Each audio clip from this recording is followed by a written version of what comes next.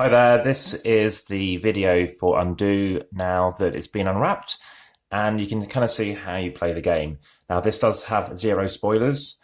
What I'm showing you here though are some cards that you'll see in the game. These are cards that you'll see regardless of what you choose to pick, but the theme of the game is we're looking to weaving fate anew, as the kind of tagline is. So this person has died, this person here, and what we're looking to do is see if we can either prevent his death or let him live a better life, a bit like the game A Troubled Life of Billy Kerr. Now, we've partially played the game, but there's no spoilers still into what I can show you. You'll have cards. These cards represent time frames. So this person, as you can see, is dead. And the very first card kind of tells you, where he's died, which again isn't a spoiler. What you do is you're using these cards to tell you what's in the deck. So you start off with 9 time cards, these things, which means in the game you can go back 9 places in time, and then you need to make a decision or see how well you've done. There are some fate cards, which I'll come on to, 13 clue cards, which I'll come on to, and these magnifying glasses. So a magnifying glass are these things here. You have 4 of them. You can use them to gain clues. So I'll come to what clues could represent. You have these fate cards. This is basically how you get your scoring. So you go back in time thinking about the initial information about him. And what you're looking to do is mainly see how well you can do. So you're trying to see how you can improve his life. And when you go to one of these locations, you'll turn it over and it'll say something like, he is wearing, as you can see, he's wearing this kind of like bluish kind of suit. He's picking what to wear. Does he choose to wear a blue suit? Does he choose to wear a grey suit? Or does he wear something else? So you're left thinking, well, do you want him to wear what he's wearing anyway? In which case, perhaps fate. Sometimes one of the options will be fate. It's going to happen anyway. So he might be picking blue anyway. But do we want him to be picking blue? Is he going to be, targeted, or is somebody trying to identify him so we want him to be blue? Or does he want to do something else based on something else you've read? So it's a bit back and forwards. And even though you're trying to build up a picture, the way it's structured is you find out a little bit of information and then you come sort of back to the present and then you go back over here again. So that kind of works thematically, I think, as well. Of course, mechanically, you can find something else and not know sort of their inner thoughts. But what you can do is 4 times in the game use these clue cards. So we've used one of them, and we used to wanted to help ourselves with one of the things. I think it was the 4th round. So we're 4 of 9 rounds through, and what we're looking to do is find out something about something to do with what's going on. Now these cards relate to the cards.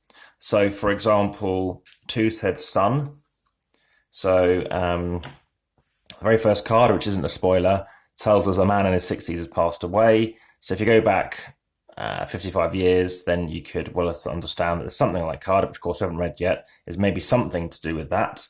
But then when you read that card, it's, as I said with the suit example, we need to say, okay, what's the best option?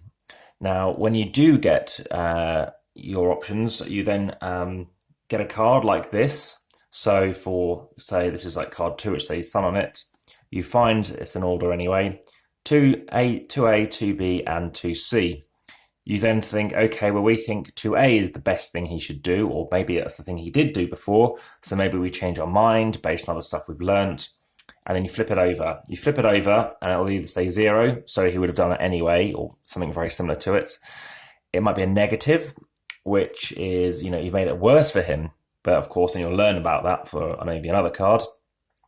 Or it's a positive, so you've actually improved what was going to happen anyway. So the way you play the game, you can either go to the near present as to, what killed him, because maybe that will help you unravel stuff further away, or do you want to go to the time further in the past to discuss and just find out, what's going on, and, you're then working it in chronological order. So yeah, you chuck one of your time cards in the box. I'm just showing you, we've basically used these so far. You then reveal some more of these cards, and once you've used up 9 of them, so you're not going to reveal all of them, then that's finished. Now, the game is kind of a one-shot, so you can play it once, and then you kind of know the story, especially if you then read the card. Having said that, unless, and of course we don't know this yet, once you've read that card, you could then still play it with other people, probably different groups, And especially for bits where you haven't gone to certain places, you could definitely add your opinion. And even if you do go to certain places that you've been before, which if we play it one more time, that's going to happen, they might choose different options. And obviously you could be quiet, which I would happily be, to understand and decipher why are they coming up with those thoughts, as opposed to when we played it. So we played this game initially as a 3, and we're going to be finishing off as a 2 because somebody can't make it. And they really like the game. They're brand new to gaming, they're third person, but they've got some work they've got to really focus on. So they're letting us finish it as a 2, but they could then play it again because they've only played part of it and they don't know whether it was right or wrong. Yes, we discovered some things that gave us some plus points, but yeah, it's very good. So when you do lay them all out, you'll get a first card. Well, our first card looked like this. So it's basically circumstances of death. Big bright, obviously, lamp to kind of show you where you start off with. And it basically tells you the time and death. So again, no spoilers. It just tells you this is what you'll start off with. And then you're seeing stuff such as it states, there's various information about him. What can we find out about it? And it's very good at numbering as to where you go. I would say the women the 2 women I played with, they really liked this. They really enjoyed this kind of thing. I don't know if it is a more female-friendly game than a male game. It really depends what you're interested in. But that is Undo, and I'll sort of give you quite a good fleshy run through on what it goes through. Haven't received the other 2 Undus yet. Apparently initially I couldn't get them because there was a Gen Con release, but this one I did get UK Games Expo. There were actually some other available.